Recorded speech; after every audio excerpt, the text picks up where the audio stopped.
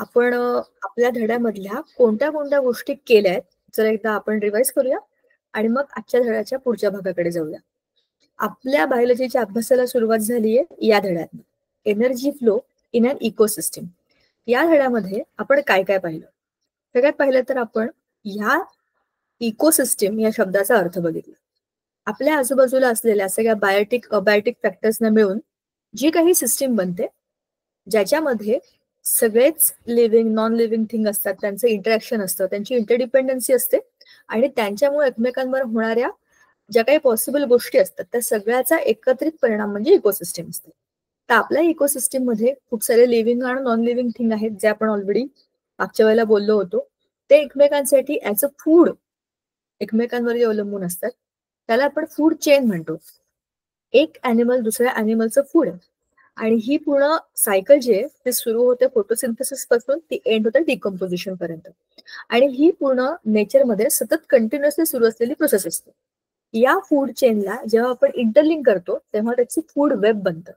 म्हणजेच खूप साऱ्या चेन एकमेकांमध्ये इंटरलिंक्ड आहेत आणि एक ॲनिमल दुसऱ्या 3-4 ॲनिमल्सचं फूड आहे, त्यातला एखादा ॲनिमल आणखीन 3-4 ॲनिमलचं फूड आहे, असं करत करत सगळ्या फूड चेन एकमेकांमध्ये गुंतलेल्या असतात. त्यालाच आपण फूड वेब असं म्हणतो. त्याच्यानंतर आपण एनर्जी पिरॅमिड बघितला होता. आपल्याला ही जी काही एनर्जी मिळते, the utilisable energy of all the living things, ही कुठून येते? ही येते आपल्या सनलाईट मधनं. सोलार लाईट म्हणजे सनलाईट हा जो काही आहे तो फोटोसिंथेसिस मध्ये ट्रॅप होतो आणि त्याच लाईटला ट्रॅप केल्यानंतर प्रत्येक प्लांट आपल्या आपल्या लिव्स मध्ये फूड बनवतं, जे की ते प्लांट स्वतःच्या ग्रोथ करता वापरतं आणि सगळे हर्बिवोर्स त्या प्लांट्सना खाऊन त्यांच्यापासून फूड सायकल जी आहे ती सुरू करतात. म्हणजेच या एनर्जीचा जो सोर्स आहे तो आहे sun. That is the ultimate source of the energy. तिकडनं आलेली जी एनर्जी असते ती हर्बिवोर्स मध्ये 100% ट्रॅप होते. म्हणजे जी काही सनकडनं आलेली एनर्जी आहे ती पूर्णपणे ते कन्झ्युम करतात. त्या एनर्जीतला only 10% part goes to the next animal who is eating it. त्याला खाणारा जो सेकंडरी ॲनिमल आहे, जो सेकंडरी इटर आहे, त्याच्याकडे ह्याच्या बॉडी मधली किंवा ह्याच्या एनर्जी मधली ओनली 10% एनर्जी कॅरी फॉरवर्ड होते. असं करत करत करत जे एकदम टर्शरी इटर असतात, the highest level in the pyramid, तिथे जे कोणी असतात त्यांच्याकडे त्यांच्या आधीच्या ॲनिमलच्या 10% म्हणजे 0.1% एवढीच एनर्जी असते. शिवाय ही जी एनर्जी आहे it doesn't go back to the sun. म्हणजे ह्याचा जो फ्लो आहे दॅट इज युनिडिरेक्शनल. एकाच दिशेने हा फ्लो सुरू असतो आणि ह्याला आपण म्हणतो एनर्जी पिरॅमिड. हीच जी काही एनर्जी आहे ती लेवल प्रमाणे म्हणजे first level, second level, third level अशी करत करत वर जाते आणि कमी होत जाते. जे हर्बिवोर्स आहेत त्याच्याही खाली जे प्रोड्युसर्स आहेत त्याच्या म्हणजे प्रोड्युसर्सची संख्या ही खूप जास्त आहे. त्याच्यानंतर हर्बिवोर, त्याच्यानंतर कार्निवोर, असं करत करत संख्या पण कमी होत जाते आणि एनर्जीचा जो इंटेक आहे तोही कमी होत जातो. शिवाय ह्याच्यामध्ये आपण हे सुद्धा बघितलं होतं की जशी म्हणजे टेरेस्ट्रियल इकोसिस्टम आहे तशीच ॲक्वेटिक इकोसिस्टम सुद्धा आहे. तिथे सुद्धा एनर्जी अशीच कमी कमी कमी होत पुढच्या एनर्जीच्या लेवलपर्यंत जात असते. थर्ड पार्टमध्ये आपण बघितलं होतं बायोजिओकेमिकल सायकल. ह्याच्यामध्ये आपण कार्बन सायकल, ऑक्सिजन सायकल आणि नायट्रोजन सायकल या तीनही इम्पॉर्टंट एलिमेंट्सची सायकल बायो, जिओ, केमिकल ह्या तीनही फॉर्म मध्ये कशी फिरते हे पाहिलं होतं. Carbon is the mostly seen element, जो की आपल्या आजूबाजूला भरपूर वस्तूंमध्ये असतो. त्या कार्बनला हवेमधनं, लाईफमधनं, डेड बॉडीज मधनं, एअर मधनं, कुठल्याही सोर्स मधनं जो सर्क्युलेट होण्याचा जो पाथ आहे दॅट्स इन अ सर्कल, त्याला आपण कार्बन सायकल असं म्हणतो. ऑक्सिजनच्या बाबतीत सेम आहे. Oxygen is produced by the plants. It is a by product of the photosynthesis process.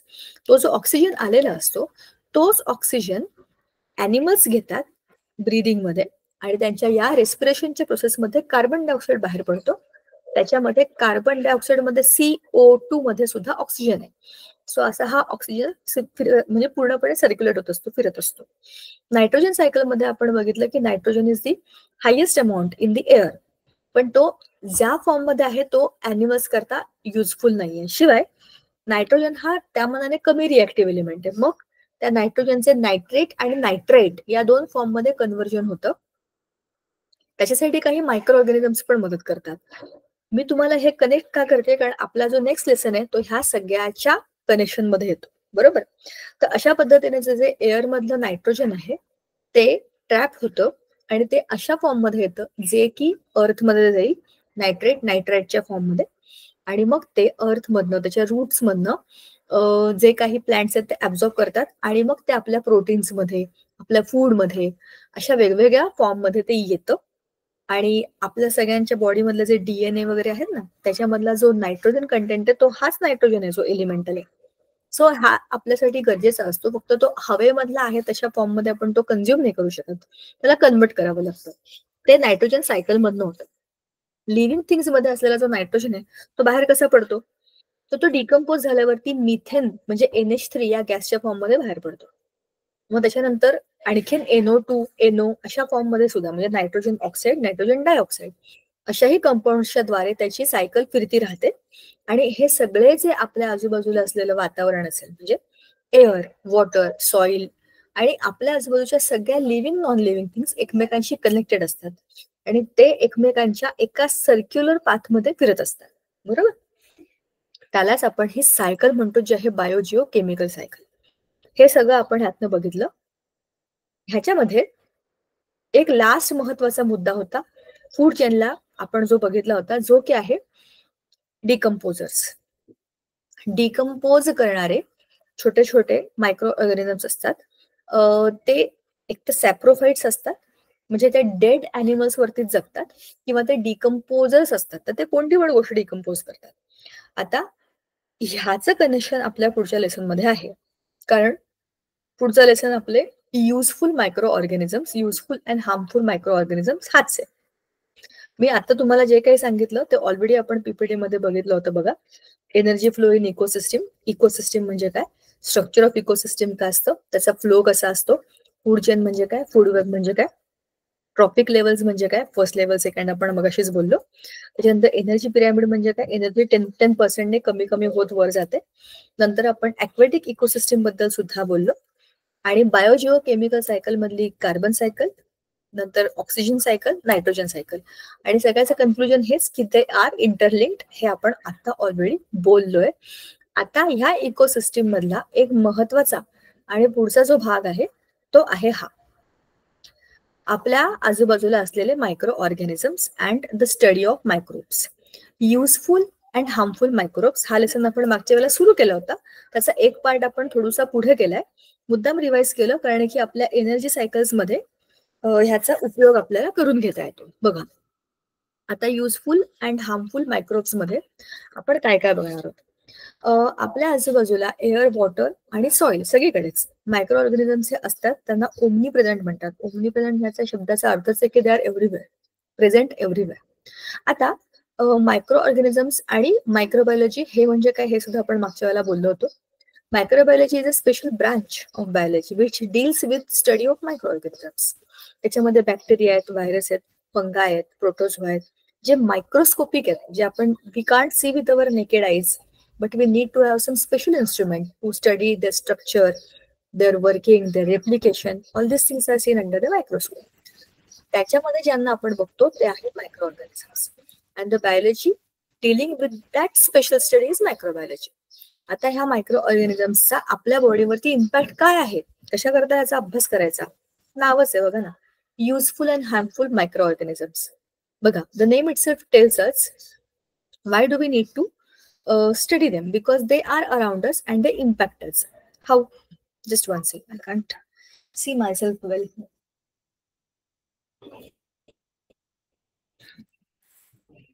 Okay, I hope मुझे थोड़ा सा दिखेगा ठीक से. हाँ, मुझे बहुत लाइट का रिफ्लेक्शन आ रहा था. ऑलराइट, चलो.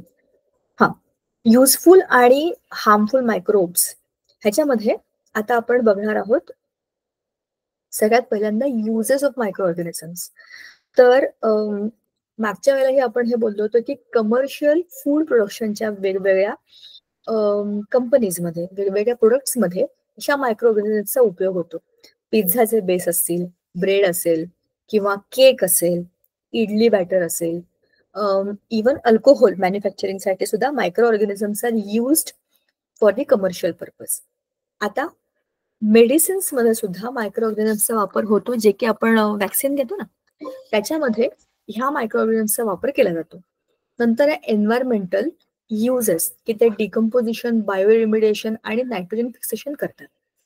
ह्याच्या पुढची गोष्ट आहे युजफुल मायक्रो ऑर्गॅनिझम्स मधला डायव्हर्स ऍप्लिकेशन्स. आपण लॅक्टोबॅसिलस बद्दल बोललो होतो, की जे दुधाला दही बनवतात. लॅक्टोबॅसिलस, लॅक्टो ह्या शब्दाचा अर्थ दुधाशी रिलेटेड आणि बॅसिल आहे त्याचे एक प्रकारचे असे लांब लांब रॉड सारखे शेप असतात, त्यांना बॅसिलस म्हणतात. आर एनएरोबिक, एनएरोबिक म्हणजे त्यांना ऑक्सिजनची गरज नसते. Without oxygen also they can survive. Lactobacillus bacteria, they can produce energy without the use of oxygen. Lactobacilli are beneficial bacteria used in the fermented foods, probiotics and bioremediation efforts. जिकडे जिकडे cleaning करायचंय, जिथे decompose करून cleaning करायचंय, अशा ठिकाणी सुद्धा ह्याचा वापर होतो. गट and immune health. Lactobacillus contribute to probiotics that support a healthy gut and immune system. आपल्या बॉडीमध्ये आपण जे डायजेशन करतो त्या डायजेस्टिव्ह ट्रॅक मध्ये सुद्धा खूप सारे मायक्रो ऑर्गॅनिझम्स आहेत. खूप साऱ्या गोष्टी ते स्वतः तिथे छोट्या छोट्या मायक्रोब्सच्या फूड डायजेशन मधनं आपल्या बॉडीमध्ये येतात. त्याला गट बॅक्टेरिया म्हणतात. त्यातले काही गुड बॅक्टेरिया आणि काही बॅड बॅक्टेरिया हे तुम्ही ऑलरेडी ऐकलं असेल. काही काही प्रोबायोटिक असे असतात की जे त्या गुड बॅक्टेरियांना हेल्थ प्रोव्हाइड करतात आणि बॅड बॅक्टेरियांची एनर्जी कमी करतात. आपल्या बॉडीमधलं सगळ्यात इम्पॉर्टंट जर कुठलं फंक्शनिंग असेल आणि ते प्रोलॉंग फंक्शनिंग असेल तर ते डायजेशनच असतं, कारण की तो डायजेस्टिव्ह ट्रॅक खूप मोठा आहे. आपण जे काही खातो तर आफ्टर वी चीव इट, आपण ते खाल्ल्यानंतर चावल्यानंतर ते पूर्ण एवढ्या मोठ्या ट्यूब मधनं पोटात फिरून फिरून फिरून फिरून मग it is going out of your body Wien it is not required. तोपर्यंत ते आपल्या बॉडीमध्ये असतं आणि इट्स अ प्रोलॉंग्ड प्रोसेस. आपण जे काही खाल्लंय ते हळूहळू हळूहळू डायजेस्ट होतं, हळूहळू त्याच्यातनं इम्पॉर्टंट पार्ट्स काढतात, म्हणजे बॉडीमध्ये ऍसिम्युलेट होतं, त्यातल्या अनवॉन्टेड गोष्टी बाहेर टाकण्याचं काम सुरू होतं, त्याचं फिल्ट्रेशन होतं. म्हणजे इट्स अ बिग प्रोसेस. म्हणून ह्या प्रोसेसला मदत करण्यासाठी आपल्या बॉडीमध्ये एन्झाईम्स असतात, काही हॉर्मोन्स असतात ज्या ह्या गोष्टी हेल्प करतात, कंट्रोल करतात. ऍसिड पण आपल्या पोटामध्ये, जे काही आपण खाल्लं ते सगळं पचलं पाहिजे. पण त्याच्याबरोबर काही बॅक्टेरिया सुद्धा असतात, ते पोटामध्येच असतात, आपल्या इंटेस्टाईन मध्ये असतात आणि ते आपण जे काही फूड खाल्लंय ते स्वतः खातात काइंड ऑफ, आणि त्याच्यातनं ते एनर्जी प्रोड्यूस करतात जी आपण आपल्या बॉडीमध्ये ऍब्झॉर्ब करून घेतो. They depend on us and we depend on them. असं म्युच्युअल हेल्पमुळे आपलंही काम होतं, त्यांचंही काम होतं.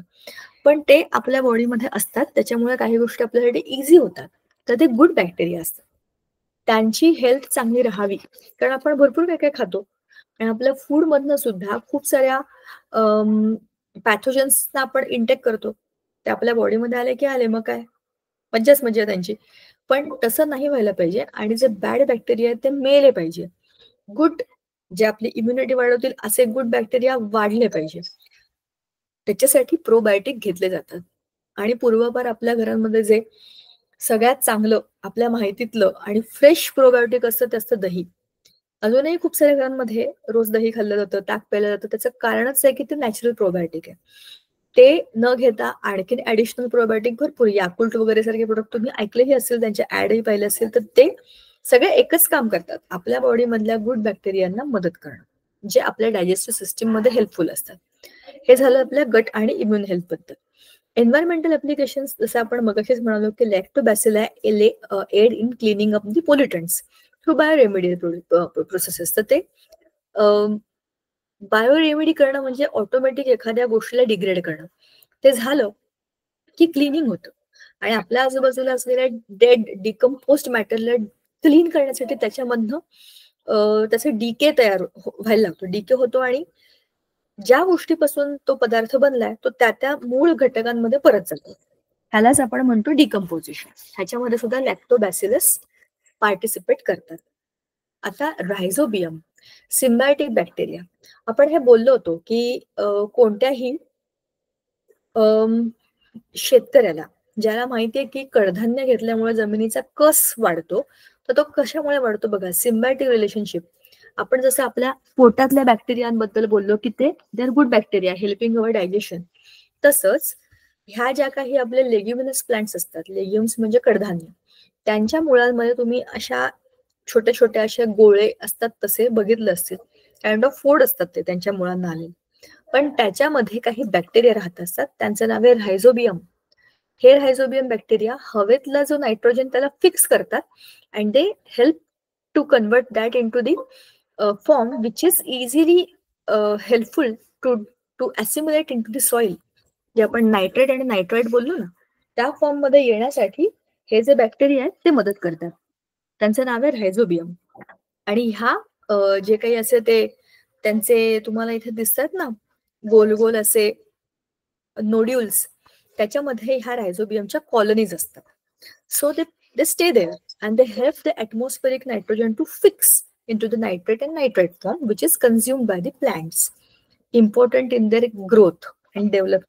We also consume. ठीक आहे ना. तर अशा पद्धतीने हे नायट्रोजन फिक्सेशनचे काम हे बॅक्टेरिया करतात. Then symbiotic relationship. सिम्बायसिसचा अर्थ आहे म्युच्युअल एकमेकांची मदत करणं. सिम्बायसिस बॉन्डिंग, सोप्या शब्दात मदत करणं, एकमेकांना सिम्बायोटिकली मदत करणं. म्हणजे माझं काहीतरी काम आहे, तुझं काहीतरी काम आहे, we will share, we will help, त्याला सिम्बायसिस म्हणतात. आता याच्यामध्ये मदत कोणाची आहे? रायझोबियम बॅक्टेरियांना राहण्याकरता चांगलं शेल्टर पाहिजे, सेफ.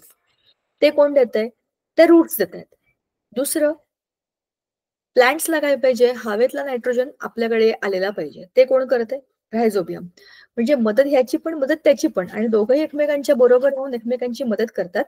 अशा बायोलॉजिकल प्रोसेसला सिम्बायसिस असं म्हणतात. ठीक आहे.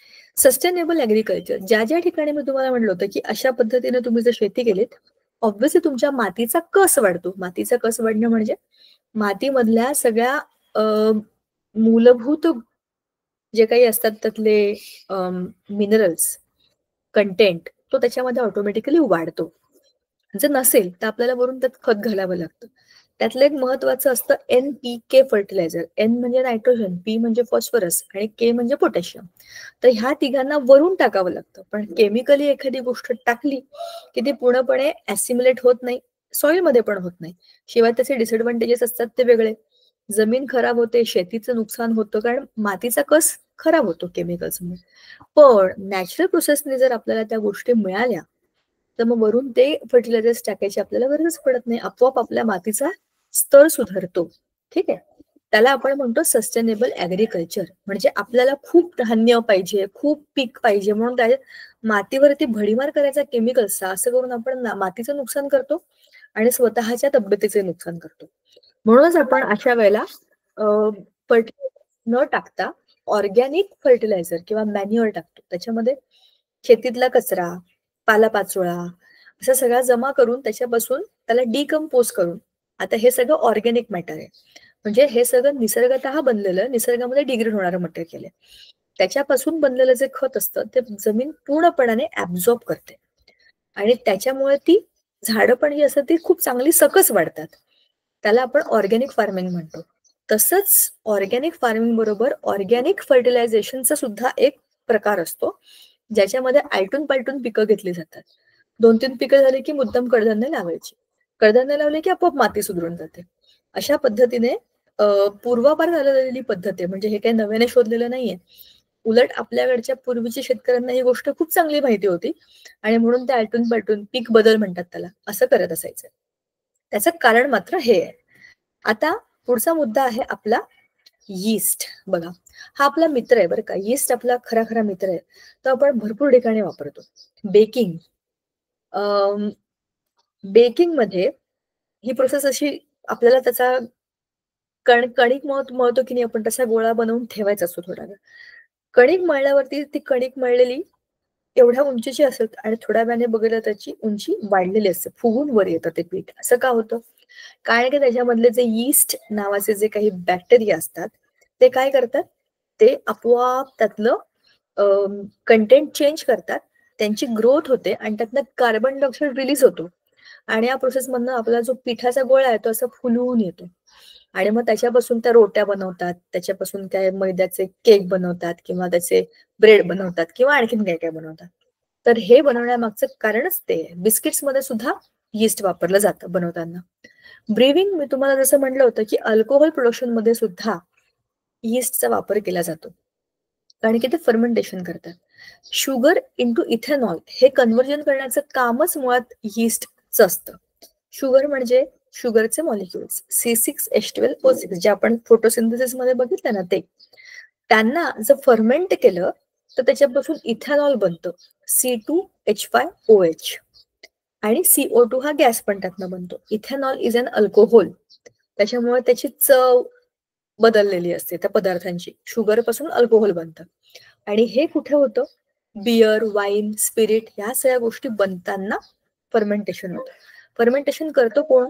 यीस्ट करतात. गट हेल्थ, जसं मी तुम्हाला मगाशीच म्हणाले होते की गट म्हणजे आपल्या स्टमक मधले डायजेस्टिव्ह मित्र आपले.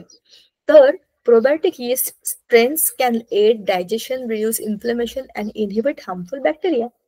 आपल्या पोटामध्ये हार्मफुल बॅक्टेरियाने इम्पॅक्ट करू नये म्हणून इन्फ्लेमेशन म्हणजे जळजळ किंवा डायजेशन होताना त्रास होणं किंवा पूर्णपणे अन्न न पचणं, ह्या सगळ्या गोष्टींचे जे त्रास असतात त्याच्यावरती उपाय म्हणजे गुड गट हेल्थ, म्हणजे पोट चांगला. आपल्या भाषेत त्याला आपण काय म्हणतो?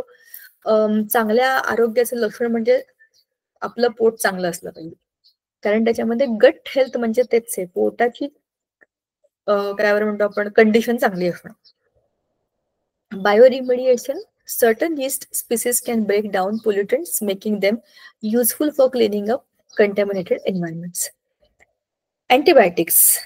Antibiotics are carbon compounds from bacteria and fungi that destroy or prevent harmful microbes.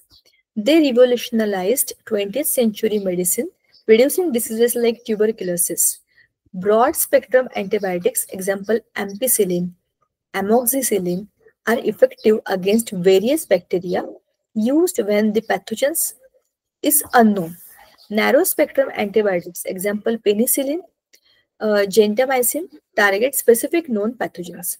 The National Institute of Virology in Pune researches diseases like measles and jaundice with support from the WHO. आता हे काय जरा आपण समजून घेऊया. आपल्या आजूबाजूला खूप सारे पॅथोजन्स असतात. पॅथोजन्सचा अर्थ आहे जे बाहेरून आपल्या बॉडीवर अटॅक करतात. ते व्हायरस असू शकतात किंवा बॅक्टेरिया किंवा फंगाय असू शकतात.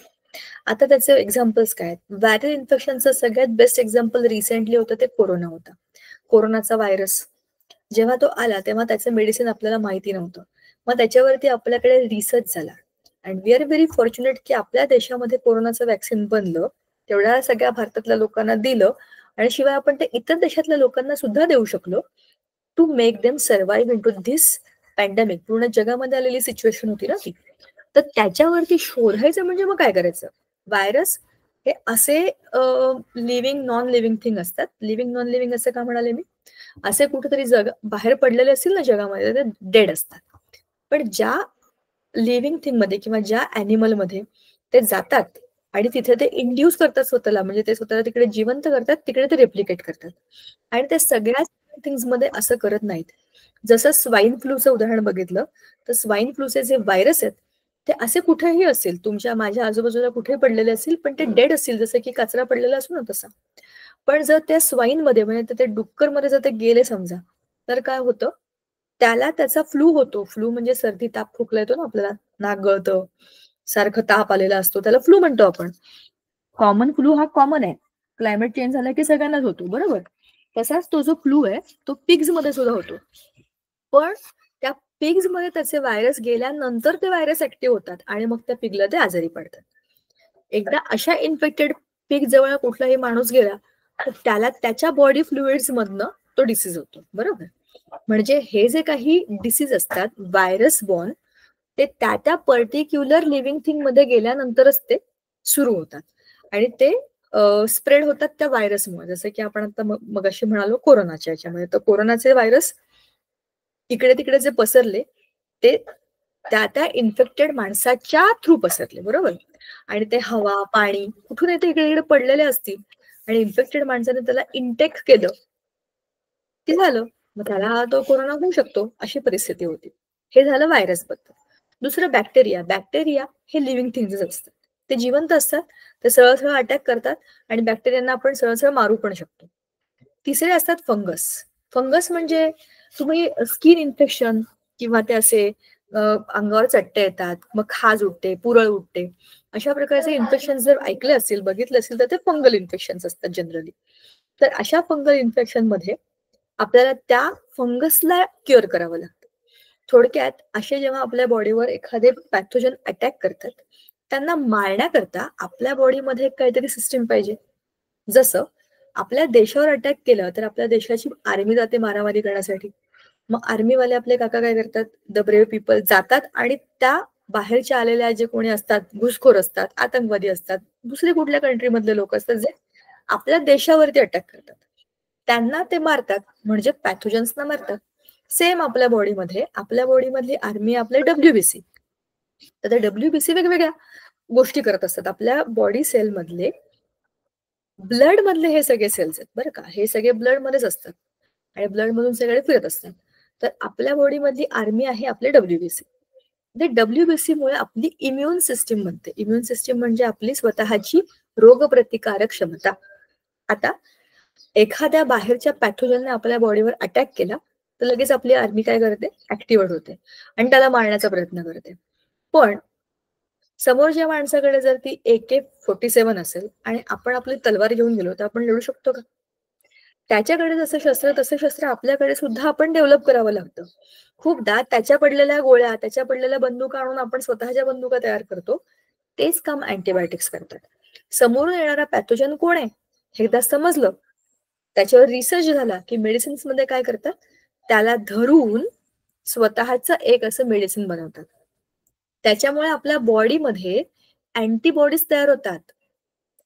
समोरच्या पॅथोजनला मारण्याकरता आपल्या शरीरामधनं त्याच्यासाठीचे वेगळे वेगळे असे केमिकल्स, आपण सोप्या शब्दात म्हणूया, काही केमिकल्स बनतात जे आपल्या बॉडीला माहिती असतात की हा आला की मला हे केमिकल सोडायचं, तो आला की ते सोडायचं. जसं आपल्याकडे बघा ना, पूर्वी युद्धामध्ये समोरचा माणूस तलवार घेऊन आला की आपण तलवार घेऊन जायचो, कोणी भाला घेऊन आला तर आपण भाला घेऊन जायचो.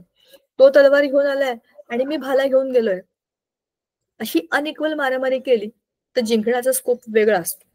असं करण्याच्या ऐवजी जसं शत्रू तसं आपल्याकडचं शस्त्र, हेच काम असतं अँटीबायोटिक्स. ठीक आहे. आणि हे कधी सुरू झालं, हे जवळपास 20व्या शतकाच्या सुरुवातीला लोकांना कळलं की अशा पद्धतीने आपण अँटीबॉडीज आपल्या बॉडीमध्ये तयार करू शकतो आणि त्या तयार करणाऱ्या ज्या गोष्टी असतात त्यांना अँटीबायोटिक्स म्हणतात. ते एक प्रकारचे प्रोटीन्स असतात. ठीक आहे. पण आता पुन्हा एकदा, हे केमिकल्स असतात, ते कुठल्या तरी केमिकल लॅबमध्ये बनतात, केमिस्ट्रीच्या फार्मास्युटिकल कुठल्या तरी कंपनीमध्ये बनलेले असतात आणि म्हणूनच त्यांची टेस्ट, त्यांचे रंग, त्यांचा वास हे वेगळे असतात. आपल्याला सगळ्यांना माहिती आहे, आजारी पडलं की आपण सगळे अँटीबायोटिकच्या गोळ्या घेतो, कशा तरी करून गिळतो आणि ते एवढ्या इझी नसतात. त्यांचं कामच आहे ना पॅथोजन्सचं मारणं. आता ह्याच्यावरती जो रिसर्च सुरू होत असतो आपल्याकडे भारतामध्ये, तो पुण्यामध्ये नॅशनल इन्स्टिट्यूट ऑफ व्हायरोलॉजीचा अर्थच व्हायरसचा स्टडी करणारी ब्रँच. ठीक आहे. तिकडे अशा अनेक प्रकारच्या डिसिजेसचं सोल्युशन शोधलं जातं. उदाहरणार्थ मिझल्स म्हणजे कांजिण्या, जॉन्डिस म्हणजे हगवण, म्हणजे ते लोकांना लूज मोशन होतात ना पाण्यामधनं जेव्हा असे काही डिसीजेस स्प्रेड होतात, अशा ठिकाणी आपण आपले स्वतःचेच रिसर्च करतो आणि त्याच्यावर काही मेडिसिन्स बनवतो आणि ह्याला मदत करतं WHO, म्हणजे वर्ल्ड हेल्थ ऑर्गनायझेशन. ठीक आहे. आता ह्याचा पुढचा टप्पा आपल्या धड्यातला आहे पेनिसिलिन. पेनिसिलिनचा डिटेलमध्ये आपल्याला सगळा अभ्यास दिलाय. It was discovered in 1928. Penicillin revolutionized the treatment of bacterial infections. It disrupts bacterial cell walls, causing them to rupture and die. Penicillin and its derivatives are now widely used to treat various infections, including strep throat, pneumonia, skin diseases. However, the overuse of penicillin has led to the rise of antibiotic-resistant bacteria, a condition growing global health concern. Doctors emphasize the importance of using penicillin judiciously and following proper prescriptions guidelines. बरं, आता penicillin हा एक प्रकारचा आपण म्हणूया असा शोध आहे ज्याच्यामुळे बॅक्टेरियल इन्फेक्शन वरती प्रतिबंध झाला. जगभरामध्ये अनेक वेगवेगळ्या प्रकारचे बॅक्टेरियल इन्फेक्शन्स होतेच आणि त्याच्यावरतीचं औषध शोधण्याकरता पेनिसिलिनची डिस्कव्हरी झाली. पेनिसिलिन काय करतो, हे असं मेडिसिन आहे जे बॅक्टेरियाची सेल वॉल ब्रेक करतं. बॅक्टेरिया हा एक छोटा मायक्रो ऑर्गॅनिझम आहे. त्याच्या सेल वॉललाच ब्रेक केलं तर काय होणार? सेल मधलं जे काही मटेरियल ते बाहेर येणार आणि तो मरून जाणार. ह्या डिस्कव्हरीमुळे काय झालं की खूप साऱ्या वेगवेगळ्या बॅक्टेरियल इन्फेक्शन्सना आळा बसला. पण होतं काय माहितीये का, एखाद्या गोष्टीचा अतिवापर हा हानिकारक असतो. पेनिसिलिनच्या अतिवापरामुळे काय झालं, लोकांना एक प्रकारची त्याच्याबद्दलची अँटीबायोटिक रेजिस्टंट बॅक्टेरिया तयार झाले. बॅक्टेरियाना समजलं की हे असं करणार आहे का, मग मी स्वतःची सेल वॉल बदलून घेईन. जसे आपण शोध लावलेत ना मेडिसिन्सचे, तसे बॅक्टेरिया आणि व्हायरसेसने सुद्धा शोध लावले स्वतःच्या वाचवण्याचे. स्वतःला वाचवण्याकरता त्यांनी नवीन नवीन गोष्टी शोधून काढल्या. तर सेल वॉल रप्चर होऊ नये म्हणून मला आता सेल वॉल मध्ये काय डेव्हलप करावं लागेल, हे त्यांचं अडॅप्टेशन, इव्होल्युशन आहे बॅक्टेरियाचं. हे त्यांनी सुद्धा त्यांचं केलं. अडॅप्टेशन नाही, इव्होल्युशन आहे. आता म्हणून काय झालं की ओव्हरऑल तो एक हेल्थ कन्सर्न बनलाय. बरं नाही का बॅक्टेरियल इन्फेक्शन आहे, घ्या पेनिसिलिन. बरं नाही का, घ्या पेनिसिलिन.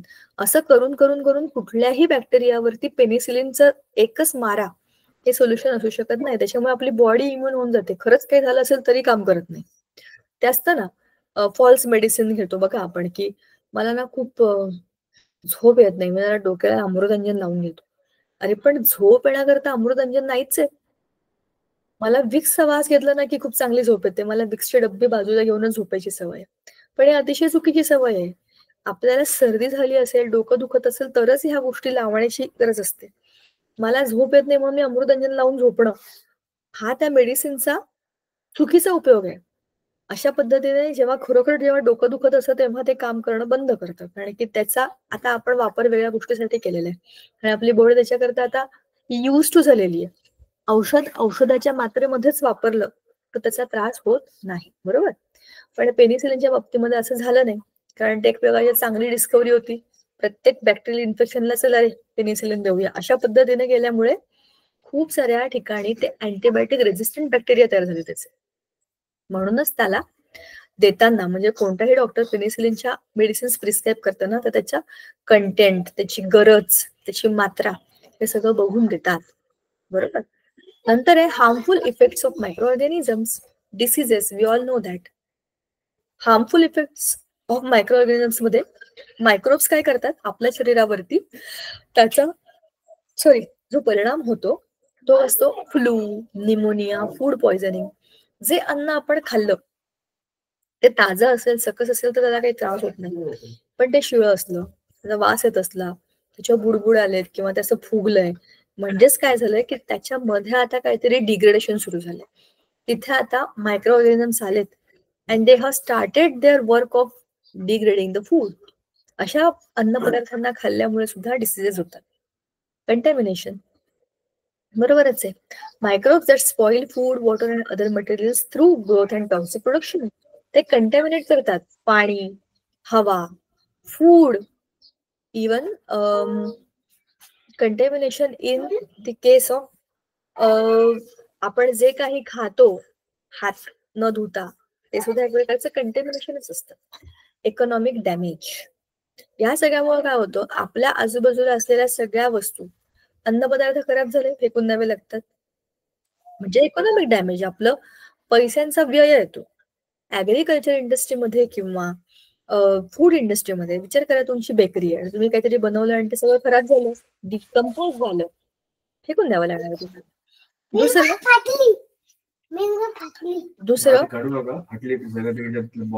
दुसरं आपण जे बघतोय की पब्लिक हेल्थ मध्ये ड्यू टू मायक्रोबायल आउटब्रेक्स काही प्रॉब्लेम येतात. जसं की आपण मगाशीच म्हणालो की साथीचे रोग, हवेतनं पसरणारे, पाण्यातनं पसरणारे, अन्नातनं पसरणारे. एखाद्या ठिकाणी ते पसरले की तिथल्या सगळ्या कम्युनिटीला त्रास होतो. अशा पद्धतीने ते इकॉनॉमिक डॅमेज पण करतात. कोण? Micro organisms. आणि लास्ट पार्ट आहे यातला फंगल इन्फेक्शन्स. व्हेरियस इन्फेक्शन्स जसे की ऍथलेट्स फूट, रिंगवर्म, फंगल न्यूमोनिया, ह्या सगळ्या वेगवेगळ्या प्रकारचे डिसीजेस असतात.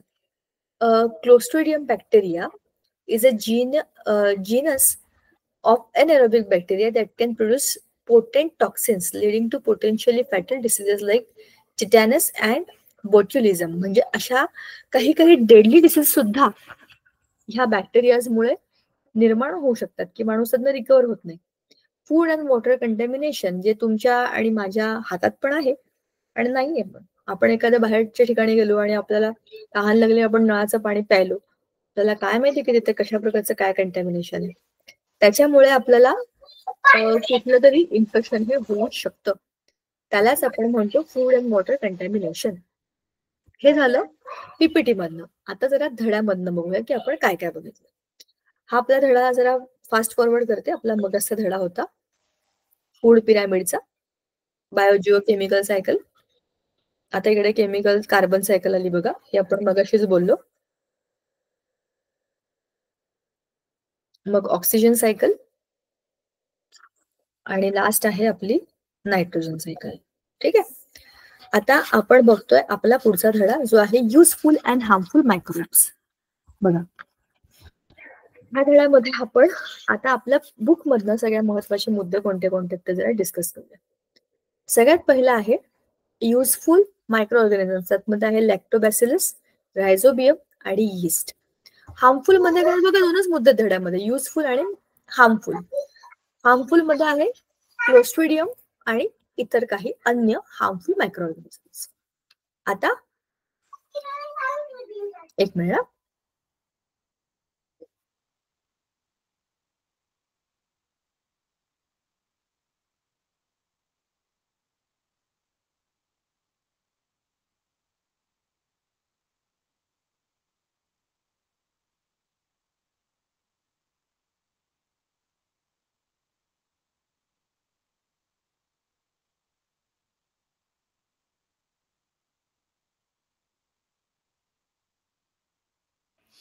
ओके,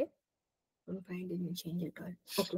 हा, युजफुल आणि हार्मफुल मायक्रो ऑर्गॅनिझम्स या दोनच गोष्टी आपल्या या धड्यामध्ये आहेत. बघा, मायक्रो ऑर्गॅनिझम्स बद्दलचा आपला हा सगळा जो डिस्कशनचा मुद्दा सुरू होतो, जो होतो लॅक्टोबॅसिलस पासून. इथूनच आपण सुरुवात केली होती की लॅक्टोबॅसिलस हे दुधामधले असतात. म्हणजेच तुम्ही एखाद्या ताकाचा थेंब मायक्रोस्कोप खाली जर बघितला तर तुम्हाला त्याच्यामध्ये छोटे छोटे असे रॉड शेप बॅक्टेरिया दिसतात, पण ते तुम्हाला बघावे लागतात 60x च्या तुमच्या त्या मायक्रोस्कोपची स्ट्रेंथ खाली. ठीक आहे. आता हे रॉड शेप ऑर्गॅनिझम्स काय आहेत, त्यांचं नाव आहे लॅक्टोबॅसिलस. हे एक प्रकारचे युजफुल मायक्रो ऑर्गॅनिझम्स आहेत जे कन्वर्ट मिल्क इनटू कर्ड किंवा बटर मिल्क. आता ते नक्की काय करतात, ते कन्वर्ट लॅक्टोज जी शुगर असते ती लॅक्टिक ऍसिड म्हणजे लॅक्टोज टू लॅक्टिक ऍसिड असं कन्वर्जन करणारे हे बॅक्टेरिया आहेत. This process is called as fermentation, ज्याला आपण मराठीमध्ये आंबवणे असे म्हणतो. एखादी गोष्ट आंबली म्हणजे आंबट झाली, बरोबर. दुधाचं दही झालं म्हणजे दही आंबट असतं. ते कशामुळे होतं, त्याच्यामध्ये ऍसिड येतं. लॅक्टिक ऍसिड, ऍसिड इज आंबट. आंबट पदार्थ हे सगळे जे असतात त्याच्यामध्ये ऍसिडिक नेचर असतं. म्हणूनच ते आपलं जे दही आहे त्याच्यामध्ये आंबटपणा कशामुळे आला, लॅक्टिक ऍसिडमुळे आला. आता as a result pH of milk decreases causing coagulation. जेव्हा आपलं पीएच कमी होतं म्हणजे ते ऍसिडिक होतं, तेव्हा काय होतं, तिथलं सगळं जे काही प्रोटीन आहेत ते एका बाजूला जमा होतात, घट्ट होतात. त्यालाच आपण म्हणतो ना दही घट्ट होणे. तेच this thus milk proteins are separated from their constituents of milk. This is what happens when milk changes into yogurt. Yogurt has a specific sour taste due to lactic acid. बघा, ऍसिडिक नेचरमुळेच त्याला जी काही सोर taste म्हणजे आंबट चव जी असते ती कशामुळे असते, लॅक्टिक ऍसिडमुळे, जे आपण मगाशीच बघितलं.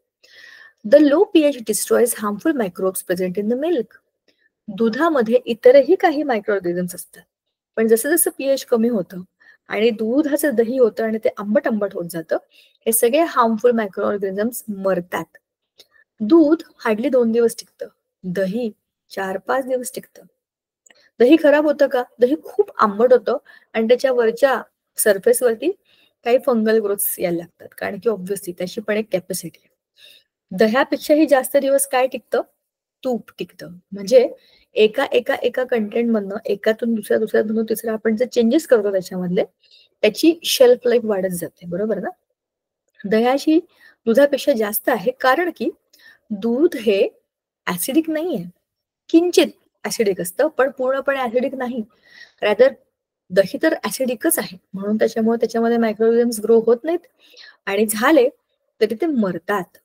ठीक आहे. बघा, जेव्हा आपण म्हणतो ना माझं पोट खराब झालंय, अपचन झालंय, तेव्हा ते म्हणतात दही भात खा, हलकं हलकं खा, ताक प्या. का? तर ताकामध्येच हे इंडायजेशन आणि बॅड बॅक्टेरिया किल करण्याची कॅपॅसिटी आहे. समटाइम्स योगर्ट बिकम्स बिटर अँड फ्रोथसम. हे का होतं? त्याच्यामध्ये सुद्धा काही बॅक्टेरिया डेव्हलप होतात आणि त्याला ते डिकम्पोज करून टाकतात. Which different milk products are obtained at home by fermentation of the cream from the milk? विचार करून सांगा. What is mean by probiotic yogurt and other foodstuff that are popular nowadays? मी तुम्हाला मगाशी सांगितलं होतं ते, त्याचं नाव एक याकुल्ट नावाचं येतं प्रोबायोटिक, जे असं म्हटलं जातं की ते खूप चांगलं आणि पोटाच्या आरोग्यासाठी चांगलं असतं. आता uses of lactobacilli. Various milk products like yogurt, buttermilk, ghee, cheese, shrikhand etc. can be obtained by fermentation of milk. दुधाचं दही झाल्यावरती हे सगळं होणार आहे. Lactobacilli fermentation is useful for large scale production of cider, cocoa, pickles of vegetables etc. हे सगळे जे आहेत ना, हे फूड प्रिझर्व करणारे पदार्थ आहेत. तुम्ही एखाद्या लोणच्यामध्ये त्याचं शेल्फ लाईफ वाढावी म्हणून तुम्ही त्याच्यामध्ये काही काही कंटेंट टाकता, बरोबर? तर हे जे काही फर्मेंटेशन करणारे बॅक्टेरिया आहेत ना, ह्यांचं काम पण तेच असतं. लार्ज स्केल प्रोडक्शन, मोठ्या प्रमाणामध्ये बनवायचं असेल तर हे बॅक्टेरिया त्याच्यामध्ये मदत करतात. Lactobacilli and some other useful microbes taken together are use to treat abdominal discomfort. मी तुम्हाला म्हणलं होतं पचनाचं अनारोग्य सुधारण्याकरता ह्याच्याबरोबर आणखी काही बॅक्टेरिया मदत करतात. Leavened fodder offered to domestic cattle like cows and buffaloes is fodder fermented with the help of lactobacilli. जे आपल्याकडे पाळीव प्राणी असतात, गाय, म्हशी, बैल, ह्यांचं जे अन्न असतं ना, त्याला फॉडर म्हणतात. म्हणजे त्यांचं जे स्पेशल खाद्य असतं त्याच्यामध्ये फर्मेंटेड विथ लॅक्टोबॅसिला आहे, त्याच्यामधलं जे काही अन्न असतं, धान्याचा कडबा बिडबा असं काही काही असतं, ते त्याच्यामध्ये फर्मेंट करून ठेवतात, त्या आदल्या रात्री बनवून ठेवतात, दुसऱ्या दिवशी त्यांना खायला देतात. त्याच्यामध्ये लॅक्टोबॅसिलाई असतात जे चांगले असतात त्यांच्याही गट हेल्थसाठी. The lactobacilli fermentation process is used to make wine and some type of bread. आपण मगाशीच म्हणालो होतो की वाईन म्हणजे लिकर बनवण्यासाठी आणि ब्रेड किंवा पिझ्झा बेस हे बनवण्याकरता त्याचा वापर केला जातो लॅक्टोबॅसिलायचा. आता rhizobium is another good bacteria. Take a plantlet of fenugreek, groundnut or any other bean and sterilize it with 3 to 5% solution of hydrogen peroxide. Afterwards, keep it in a 70% solution of ethyl alcohol for 4 to 5 minutes. Clean the roots with sterile water and take thin section of the root nodule. Select good section and place it in the solution of safranin for 2 to 3 minutes. Place the stained section on the glass slide. Cover it with a cover slip and observe it under the compound microscope. The pinkish rod-shaped organisms are the rhizobium bacterium. बॅक्टेरियोइड म्हणजे ही त्यांची colony. आपल्याला बॅक्टेरियोइड म्हणजे हे बघा, हे दिसतात ना निळे निळे, हे त्याच्यामधले बॅक्टेरिया आहेत, बरोबर? हे या रूट्स मध्ये, आणि हे रूट कसले आहेत? फेन्युग्रीक म्हणजे मेथीच्या खालच्या ज्या मुळांवरनं तुम्ही काढलं तर तुम्हाला हे असे त्याच्यामध्ये दिसतील. त्याला म्हणतात रायझोबियम बॅक्टेरियाचे कॉलनीज. ठीक आहे. रूट नोड्युल्स म्हणजे त्यांच्या रूट वरती आलेले नोड्युल आहेत ते गाठी. ठीक आहे. आता note that we had to search for the root nodules of leguminous plants to obtain this bacteria. Are the rhizobium bacilli useful to the plants or harmful? They are useful, not harmful. आता role and importance of rhizobium बघा. Rhizobium बद्दल आपण मगाशीच बोललो की ते nitrate आणि nitride आणि अमायनो ऍसिड ह्या फॉर्म मध्ये काय करतात? ते एअर मध्ये असलेल्या नायट्रोजनला कन्वर्ट करतात. Rhizobia living in root nodule supply nitrates and amino acid to that plant and in exchange get energy in the form of carbohydrates. बरोबर ना? प्लांट्स कडून त्यांना कार्बोहायड्रेट्स म्हणजे एनर्जी मिळते, आणि हे काय करतात? त्यांना ह्या 3 गोष्टी नायट्रोजनच्या गोष्टी भेटतात. Such manually beneficial relationship is called as symbiosis. This mutually beneficial दोघांचाही फायदा आहे. Rhizobia produce nitrogenous compounds from atmospheric nitrogen. However, for this process of nitrogen fixation, they need leguminous plants like beans, sweet pea, soybean, etc. as host. म्हणजेच काय की rhizobium बॅक्टेरियाला राहण्याकरता अशा कोणत्या तरी प्लांट्सच्या रूट्सची गरज आहे. अशा प्लांट्समध्ये ते आपोआप वाढतात. Beans and pulses are rich in proteins due to the nitrogenous compounds made available by rhizobia. अशा ठिकाणी ज्या रूट्स मधनं नायट्रोजन त्या प्लांट्सना मिळतं ते काय असतं rich in protein. After harvesting a leguminous crop, the leftover roots and other plant parts are deliberately dumped in farm soil to maintain its bacterial population. The use of rhizobium has helped to reduce the use of chemical fertilizers and hereby their adverse effects. It has also helped to reduce the expenses on fertilizers and thus works to the benefit of farmers. जे आपण मगाशीच बोललो की आपल्याला वरून खत पाणी घालताना केमिकल्स टाकायची गरजच नाहीये. जर ऑटोमॅटिक हे काम होते नॅचरल प्रोसेसने होते easy to absorb for plants and even all other living things होते तर कशाला आपण वरून त्यात खत टाकायचं. बरोबर. Nowadays seeds are coated with rhizobial solution or powder before sowing. After sowing, rhizobia enter the plantlets. This is called rhizobial inoculation. This experiment has helped in the supply of nitrogen to cereal and other crops besides leguminous crops. पण जर मला माझ्या शेतामध्ये leguminous plants घ्यायचेच नाहीयेत तर मग मी काय करू शकतो. मला काही ऑप्शन नाहीये. मग मी काय करणार माझ्या बियांना पेरणी करण्यापूर्वीच त्यांना रायझोबियल सोल्युशन मध्ये बुडवून काढेन किंवा पावडर मध्ये बुडवून काढेन. जेणेकरून काय होईल जेव्हा माझी ती बी रुजेल आणि त्यातनं झाड येईल तेव्हा आपोआपच त्याच्यामध्ये नायट्रोजन फिक्स करणारे हे बॅक्टेरियम निघून जातील आतमध्ये. म्हणजेच मी काय केलं रायझोबियल इनॉक्युलेशन मी स्वतःहून त्याला त्याच्यामध्ये प्लांटमध्ये टाकलं आणि त्याला त्याच्यात वाढवलं. म्हणजे मला फक्त आता लेग्युमिनस प्लांट्सवर डिपेंडंट राहायची गरज नाहीये. माझ्याकडे दुसरे कुठलेही प्रॉप्स असू शकतात सील असू शकतात आणि माझं काम होऊ शकतं. ठीक आहे. आता आपल्याला एक ऍक्टिव्हिटी करायला सांगितली आहे. Bring active dry yeast from the market. Active आणि ड्राय असं यीस्ट मार्केटमध्ये मिळतं ते घेऊन यायचं.